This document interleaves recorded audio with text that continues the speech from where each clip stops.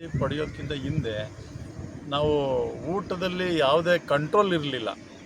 ಹೋಗ್ತಾ ಇದ್ವಿ, ಎಷ್ಟು ಬೇಕು ಹೊಟ್ಟೆ ಬಿರುವಾಗಿ ಚೆನ್ನಾಗಿ ತಿಂತಾಯಿದ್ವು. ಅದು ಡೈಜೆಷನ್ ಆಗ್ತಿದೆಯೋ ಇಲ್ವೋ ಗೊತ್ತಿಲ್ಲ.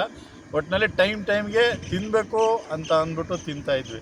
ಬಟ್ ಗುರೂಜಿಯವರು ಹೇಳಿದ ಮೇಲೆ ಊಟನ ನಾವು ಯಾವ ಲೆವೆಲಲ್ಲಿ ತಿಂತಾಯಿದ್ದೀವಿ, ಆ್ಯಕ್ಚುಲಿ ನಮ್ಮ ದೇಹಕ್ಕೆ ಎಷ್ಟು ಅಗತ್ಯ ಇತ್ತು ಅನ್ನೋದನ್ನು ಅವರು ಹೇಳ್ಕೊಟ್ಟಾಗ ನಾವು ಎಷ್ಟೋ ಪಟ್ಟು ಜಾಸ್ತಿ ತಿಂತಿದ್ವಿ ಅಂತ ನಮಗೆ ಆವಾಗ ಅರಿವಾಯಿತು. ನಮಸ್ಕಾರ. ಲಕ್ಷ್ಮಣ್ ಗುರೂಜಿ ಅವರಿಗೆ ನಾನು ಈ ಒಂದು ನಂದಿನಿ ಹಾಲು ಉತ್ಪನ್ನ ಘಟಕ, ನಂದಿನಿ ಹೈಟೆಕ್ ಪ್ರಾಡಕ್ಟ್ ವತಿಯಿಂದ ಒಂದು ಹೃತ್ಪೂರ್ವಕವಾದ ಧನ್ಯವಾದಗಳನ್ನ ಹೇಳಕ್ಕೆ ಬಯಸ್ತೀನಿ. ಈ ಸಂದರ್ಭದಲ್ಲಿ ಯಾಕೆ ಅಂದರೆ, ನಾವು ಯೋಗ ತರಬೇತಿಯನ್ನು ಪಾಲ್ಗೊಳ್ಬೇಕು ಅಂತ ಅವರು ಉತ್ಸವಕ್ಕಾಗಿ ಬಂದಾಗ ನಮ್ಮ ಘಟಕದ ನಿರ್ದೇಶಕರಾದ PH ರಂಗಸ್ವಾಮಿ ಸರ್ ಅವರು, ಇಲ್ಲ ಇದು ನಮ್ಮ ಎಲ್ಲ ಉದ್ಯೋಗಿಗಳಿಗೆ ಅನುಕೂಲ ಆಗುತ್ತೆ, ಆಗಲಿ ಮಾಡಿ ನೀವು ಅಂತೇಳಿ ಈ ಘಟಕದ ಒಳಗಡೆ ಒಂದು ಪರ್ಮಿಷನ್ನ ಕೊಟ್ಟು ನಮಗೆ 10 ದಿನಗಳ ಯೋಗಾಭ್ಯಾಸಕ್ಕೆ ಪರ್ಮಿಷನನ್ನು ಸಂಜೆ 4:15ರಿಂದ 5:30 ತನಕ ನೀವು ಮಾಡ್ಕೊಳ್ಳಿ. ಇದು ಘಟಕದಲ್ಲಿ ಉತ್ಪಾದನೆಗೆ ತೊಂದರೆ ಆಗದಂಗೆ ನಿಮ್ಮ ಒಂದು ಕರ್ತವ್ಯಕ್ಕೆ ಇನ್ನೂ ಹೆಚ್ಚಿನ ಒಂದು ಯಶಸ್ಸನ್ನು ತಂದುಕೊಡುತ್ತೆ ಅಂತ ಅವರ ಒಂದು ಉದ್ದೇಶದ ಮೇರೆಗೆ ಶ್ರೀ ಲಕ್ಷ್ಮಣ್ ಗುರೂಜಿ ಅವರು ಈ ಒಂದು ಯೋಗವನ್ನು ಪ್ರಾರಂಭಿಸಿದಾಗ ನಾವು ಮೊದಲನೇ ದಿನ ಪಾಲ್ಗೊಂಡು, ಏನಪ್ಪ ಇದು ಏನು ಮಾಡುತ್ತಾರೋ ಏನು ಕಥೆ ಗೊತ್ತಿಲ್ವಲ್ಲ ಅಂತ. ಹಿಂದೆ ನಮಗೆಲ್ಲ ಯೋಗಾಸನದ ಪರಿಚಯ ಇದ್ದಿದ್ದರಿಂದ ನಮಗೆ ಇದು ಬಹಳ ಉಪಯುಕ್ತವಾಯಿತು. ಆಫೀಸಿಗೆ ಬಂದಾಗ ಏನು ಗೊತ್ತಿಲ್ಲ, ಅದು ಆಟೋಮೆಟಿಕ್ಕಾಗಿ ಒಂದು ಸ್ಟ್ರೆಸ್ ಲೆವೆಲ್, ಒತ್ತಡ ಅನ್ನೋದು ಯಾವ ಮೂಲೆಯಲ್ಲಿ ಇರುತ್ತೋ ಗೊತ್ತಿಲ್ಲ, ಒಂದು ಆಟೋಮೆಟಿಕ್ಕಾಗಿ ಆ ಒಂದು ಸಮಯದಲ್ಲಿ ಬಂದ್ಬಿಡುತ್ತಿತ್ತು. ನಮಗೊಂಥರ ಬೆನ್ನು, ಒಂಥರ ಮಾನಸಿಕ ಸೆಳೆತ, ಬೆನ್ನಿನ ಸೆಳೆತ ಇರ್ತಿತ್ತು. ಮಾನಸಿಕವಾಗಿ ಯಾವುದೇ ಕೆಲಸ ಮಾಡೋಕ್ಕೆ ಒಂಥರ ಮೂಡ್ ಇರ್ತಿರ್ಲಿಲ್ಲ. ಇದು ಮಾಡಿ ಹೋದಾಗ ನೆಕ್ಸ್ಟ್ ದಿನ ತುಂಬ ಆರಾಮದಾಯಕವಾಗಿ ಆ ಒಂದು ಶವಾಸನ ಇರ್ಬೋದು, ಅವರುಗಳು ಒಂದು ಮೊಬೈಲ್ನಿಂದನೇ ಒಂದು ಸಾಂಗ್ಗಳನ್ನು ಹಾಕಿ ಒಂದು ಶವಾಸನದಲ್ಲಿ ನಮ್ಮ ಮಾನಸಿಕ ಸುಪ್ತ ಪ್ರಜ್ಞೆಯನ್ನು ರೆಸ್ಟ್ ಅಂತ ಕರಿತೀವಿ. ನಾವು ಎಲ್ಲೂ ರೆಸ್ಟ್ಗೆ ಹೋಗಲ್ಲ. ಪ್ರತಿದಿನ 24x7 ಮನೆಗಳಲ್ಲಿ, ಮನೆಯದು ಆಫೀಸ್ನಲ್ಲಿ ತಂದು ಇಡೀ ಒಂದು 24 ಅವರ್ನ ನಾವು ಜಂಜಡಗಳಲ್ಲೇ ಕಳೀತಿದ್ವಿ.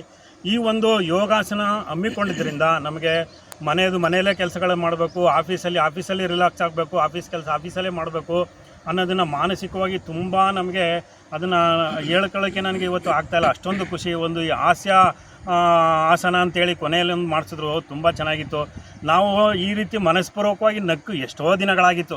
ತುಂಬ ನಾನು ಯಾರನ್ನು ಮೆಚ್ಚಿಸ್ಬೇಕು ಗುರುಗಳನ್ನ ಅಂತ ಹೇಳ್ತಾ ಇಲ್ಲ, ಆ ನಗು ನಮ್ಮ ಲೈಫ್ ಪೂರ್ತಿ ಜ್ಞಾಪಕ ಇರುತ್ತೆ ಅಂತ ಈ ಸಂದರ್ಭದಲ್ಲಿ ನಾನು ಹೇಳೋಕ್ಕೆ ಇಚ್ಛಪಡ್ತೀನಿ. ಅದೇ ರೀತಿ ನಮ್ಮ ಘಟಕದ ನಿರ್ದೇಶಕರಿಗೆ ತುಂಬ ಹೃದಯದ ಧನ್ಯವಾದಗಳನ್ನು ಅರ್ಪಿಸ್ತೀನಿ.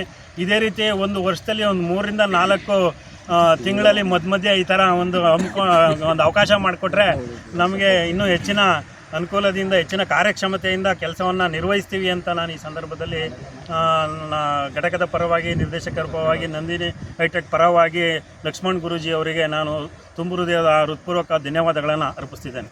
ಧನ್ಯವಾದಗಳು. ನಾನು ಸಹ 3 ದಿನ ಯೋಗ ಕಾರ್ಯ ಬಂದೆ. ಅದಾದ ನಂತರ ನಮ್ಮ ಘಟಕದಲ್ಲಿ ಕೆಲವು ತಾಂತ್ರಿಕ ಸಮಸ್ಯೆಗಳಾದ್ದರಿಂದ ಈ ಕಾರ್ಯಕ್ರಮದಲ್ಲಿ ಅಟೆಂಡ್ ಮಾಡೋಕ್ಕಾಗಲಿಲ್ಲ. ಸೊ ನಾನು ಗುರುತಿಸಿದಂತೆ ಅಥವಾ ಗಮನಿಸಿದಂತೆ ನಮ್ಮ ಲಕ್ಷ್ಮಣಜಿರವರು ಯೋಗ ಕಾರ್ಯಕ್ರಮಗಳ ಜೊತೆಗೆ ಮಾನಸಿಕ ಒತ್ತಡಗಳ ನಿವಾರಣೆ ಇರ್ಬೋದು, ಹಾಗೂ ನಮಗೆ ಬರುವ ಸಮಸ್ಯೆಗಳನ್ನು ಯಾವ ರೀತಿ ಅದನ್ನು ನಾವು ಸ್ವೀಕರಿಸಿ ಅದನ್ನು ಸೊಲ್ಯೂಷನ್ ಕಂಡುಹಿಡ್ಕೋಬೇಕು ಅಂತ ಸಾಕಷ್ಟು ಸಲಹೆ ಸೂಚನೆಗಳನ್ನು ನೀಡಿರ್ತಾರೆ. ಅದು ಮುಖ್ಯವಾಗಿ ಎಲ್ಲ ಸಮಸ್ಯೆಗಳ ಶುರುವಾಗೋದು ಮೂಲ ಮನಸ್ಸೇ ಅಂತಲೇ ಹೇಳಬೇಕು. ಚಂಚಲ ಮನಸ್ಸಿಲ್ಲದೆ ನೇರವಾಗಿ ನಾವು ನಮ್ಮ ದೃಷ್ಟಿ ಸರಿಯಾಗಿದ್ದರೆ ಸಹಜವಾಗಿ ಎಲ್ಲ ಆರೋಗ್ಯ ಚೆನ್ನಾಗೇ ಇರುತ್ತೆ. ಸೊ ಕೆಲವರು ಹೇಳ್ತಾರಲ್ಲ, ಕೆಲವು ಕೆಲಸಗಳ ಮಧ್ಯೆ ಸಮಸ್ಯೆ ಬರೋದಿರ್ಬೋದು, ಕೆಲವು ಕೆಲಸ ಇಲ್ಲದೇ ಆ ಸಮಸ್ಯೆಗಳು ಬರ್ತವೆ. Idle mind is devil workshop ಅಂತ. ಹಾಗಾಗಿ ನನ್ನ ಸಲಹೆ ಏನು ಅಂದರೆ, ಆದಷ್ಟು ನಾವು ನಮ್ಮ ಏನು ರೊಟೀನ್ ವರ್ಕ್ ಇದೆ ಅದರಲ್ಲಿ ನಮ್ಮ ತೊಡಗುವಿಕೆಯನ್ನು ಹೆಚ್ಚಾಗಿ ತೊಡಗಿಸ್ಕೊಂಡಾಗ ಕೆಲವು ಗುರುಗಳು ಹೇಳಿದಾಗ ಏನು ಕೆಟ್ಟ ಯೋಚನೆಗಳು ಬರ್ತಾವಲ್ಲ ಮನಸ್ಸಿಗೆ, ಅದು ಆದಷ್ಟು ಅವಾಯ್ಡ್ ಆಗ್ತದೆ ಅಂತ ನಾನು ಹೇಳಕ್ಕೆ ಬಯಸ್ತೀನಿ. ಸೊ ಅದಾದ ನಂತರ ಅವರು ನೀಡಿರುವ ಸಲಹೆ ಸೂಚನೆಯಂತೆ ಆದಾಗಿ ಬರುವ ಒಂದು ನೆಗೆಟಿವ್ ಥಾಟ್ಸ್ ಏನಿದೆ ಅದನ್ನೆಲ್ಲ ನಾವು ಕಡಿಮೆ ಮಾಡ್ಕೊಳ್ಳೋದ್ರಿಂದ, ಮಾನಸಿಕ ಒತ್ತಡ ಕಡಿಮೆ ಮಾಡ್ಕೊಳ್ಳೋದ್ರಿಂದ, ಸೊ ಮತ್ತು ಅದ್ರ ಜೊತೆಗೆ ದೈಹಿಕ ದಂಡನೆಯೂ ಬೇಕಾಗೇ ಆಗುತ್ತೆ. ಸೊ ನಾವು ಏನು ಆಹಾರ ಸೇವಿಸ್ತೀವಿ ಅದು ಆ ಎನರ್ಜಿ ನಾವು ಖರ್ಚು ಮಾಡಬೇಕಾಗತ್ತೆ. ಆವಾಗಲೇ ಆರೋಗ್ಯವಾಗಿ ಇರೋಕ್ಕೆ ಸಾಧ್ಯ ಆಗೋದು. ಸೊ ಇದೆರಡನ್ನೂ ಬ್ಯಾಲೆನ್ಸ್ ಆಗಿ ನಾವು ಯಾವ ರೀತಿ ತೊಗೊಂಡು ಹೋಗಬೇಕು ಅಂತ ತುಂಬ ಚೆನ್ನಾಗಿ ನಮ್ಮಲ್ಲಿ ಕಾರ್ಯಕ್ರಮನ ನಡೆಸ್ಕೊಟ್ಟಿದ್ದಾರೆ.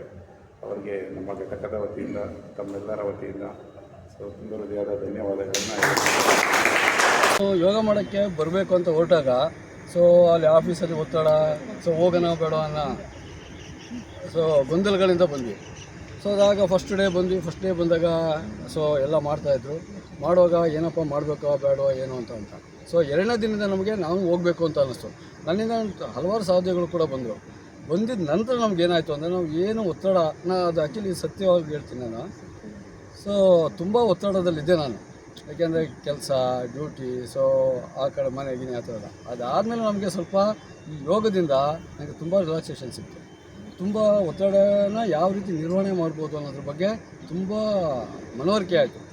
ಸೊ ಹೀಗಾಗಿ ಈ ಯೋಗ ತುಂಬ ಉಪಯುಕ್ತ ಆಗಿದೆ ನನಗೆ ವೈಯಕ್ತಿಕವಾಗಿ ಅಂತ ಹೇಳೋಕ್ಕೆ ಇಷ್ಟಪಡ್ತೀನಿ.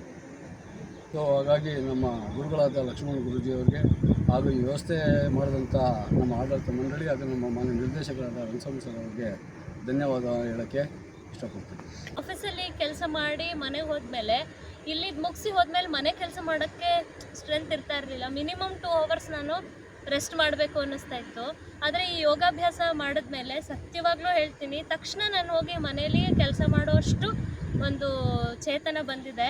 ಈ ಮೆಡಿಟೇಷನ್ನು ಮತ್ತು ಪ್ರಾಣಾಯಾಮದಿಂದ ನನಗೆ ಸ್ವಲ್ಪ ಬೇಗ ಶೀತ ಆಗ್ತಾಯಿತ್ತು. ಆಲ್ಮೋಸ್ಟ್ 15 ಡೇಸ್ ಆದರೂ ನನಗೆ ಇನ್ಫೆಕ್ಷನ್ ಆ ಥರ ಏನಾದ್ರು ಆಗೋದು. ಆದರೆ ಈ ಯೋಗಾಭ್ಯಾಸ ಟೈಮಲ್ಲಿ ನನಗೆ ಎಷ್ಟೇ ಗಾಳಿ ಇದ್ದರೂ, ಎಷ್ಟೇ ಮಳೆ ಇದ್ದರೂ ನನಗೆ ಇನ್ಫೆಕ್ಷನ್ ಆಗಿಲ್ಲ. So in a very short time ನನಗೆ ಇದರದ್ದು ಎಫೆಕ್ಟ್ ಗೊತ್ತಾಗಿದೆ. ಇನ್ ಅಡಿಷನ್ ಟು ದಟ್ ನನಗೆ ಆಫೀಸಲ್ಲಿ ಕೆಲಸ ಮಾಡೋದಕ್ಕೆ ತುಂಬಾ ಒಂಥರ ಎನರ್ಜಿ ಲೆವೆಲ್ ಜಾಸ್ತಿ ಆಗಿದೆ ಅಂತ ಅನ್ನಿಸ್ತಾ ಇದೆ. ಯಾವ ಕೆಲಸನ 1 ಅವರ್ ತೊಗೊಂಡು ಮಾಡ್ತಾಯಿದ್ವೋ ಅದೇ ಕೆಲಸ ತುಂಬ ಕಡಿಮೆ ಟೈಮಲ್ಲಿ ಮಾಡೋಕ್ಕೆ ಆಗ್ತಾಯಿದೆ ನನಗೆ ಈ ಅಭ್ಯಾಸ ಮಾಡಿದ್ಮೇಲೆ. ಅದರಿಂದ ಈ ಯೋಗಾಭ್ಯಾಸನ ನಾನು ಇನ್ನೂ ಮುಂದುವರಿಸ್ಕೊಂಡು ಹೋಗ್ತೀನಿ. ಆ್ಯಂಡ್ ಥ್ಯಾಂಕ್ ಯು ಸರ್, ನಮಗೆ ಈ ಯೋಗಾಭ್ಯಾಸನ ತುಂಬ ಟೆಕ್ನಿಕಲ್ಲಿಗೆ ಕೂಡ ಎಕ್ಸ್ಪ್ಲೇನ್ ಮಾಡಿ ನಮಗೆ ಅದರದ್ದು ಮಹತ್ವ ಹೇಳಿ, ಅದರದ್ದು ಆರೋಗ್ಯದ ಮೇಲೆ ಹೇಗೆ ಪರಿಣಾಮ ಬೀರುತ್ತೆ ಅಂತ ಹೇಳಿ, ಮತ್ತು ಮಧ್ಯದಲ್ಲಿ ಜೀವನದ ಕೆಲವೊಂದು ಸತ್ಯಗಳನ್ನು ಕೂಡ ಹೇಳಿದ್ರು. ಅದೆಲ್ಲ ನಮಗೆ ಮನಸ್ಸಿಗೆ ನಾಟೋ ಹಾಗೆ ಹೇಳಿದ್ದಾರೆ. So thank you sir. And ನಮ್ಮ ನಿರ್ದೇಶಕರಾದ ರಂಗಸ್ವಾಮಿ ಸರ್ ಅವರಿಗೂ ಈ ಕಾರ್ಯಕ್ರಮವನ್ನು ನಿಯೋಜಿಸಿದ್ರಿಂದ ನಾನು ತುಂಬ ಹೃದಯದ ಧನ್ಯವಾದಗಳನ್ನು ಹೇಳ್ತೀನಿ. Thank you so much.